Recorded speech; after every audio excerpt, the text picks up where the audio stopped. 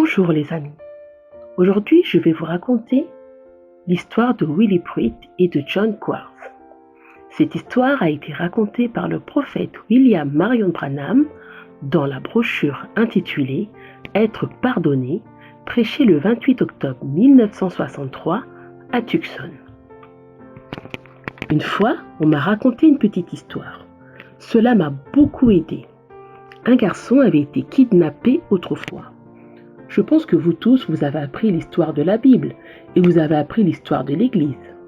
Et je pense que c'était le Fox. Non, ce n'était pas cela. C'était les Pères Nicéens plutôt. La vie de Saint Patrick. Saint Patrick était, évidemment, c'était juste un nom qu'on avait donné. Son nom était Susca. Et il avait été kidnappé par une bande de pirates. Et il a été embauché pour élever les cochons. Et l'histoire dit que cet enfant avait été kidnappé et embarqué à bord d'un bateau et qu'il se débrouillait.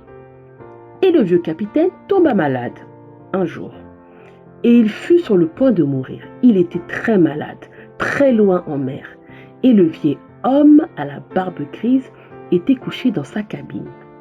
Et il appela son équipage, ses matelots, et il dit « Y a-t-il une Bible parmi vous ?»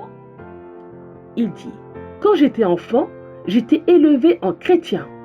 Et, dit-il, je suis en train de mourir. Et mes amis, je n'aimerais pas mourir comme ça. » Il dit « Avez-vous la parole de Dieu? Y a-t-il ici un homme qui a la parole de Dieu ?»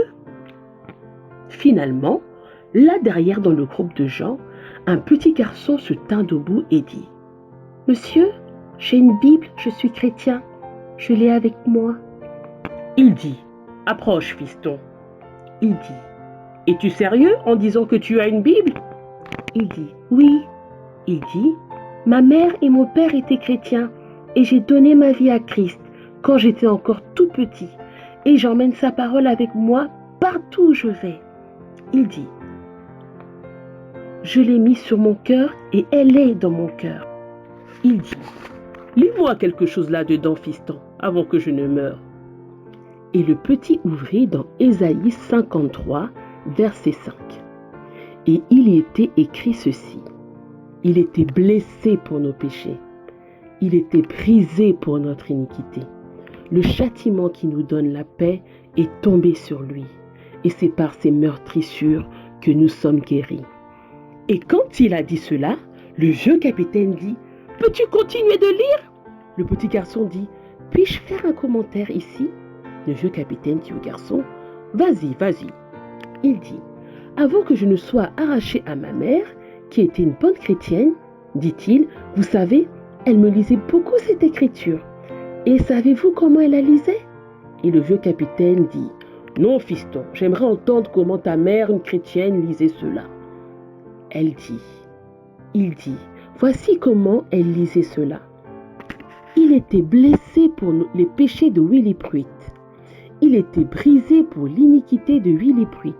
Le châtiment de Willie Pruitt est tombé sur lui et c'est par ses meurtrissures que Willie Pruitt est guéri. » Le vieux capitaine dit « J'aime cela, j'aime cela. » Il dit « Oh, si seulement mon nom pouvait être lu là-dedans. » Il dit « Penses-tu pouvoir faire cela, fiston? » Je vais essayer.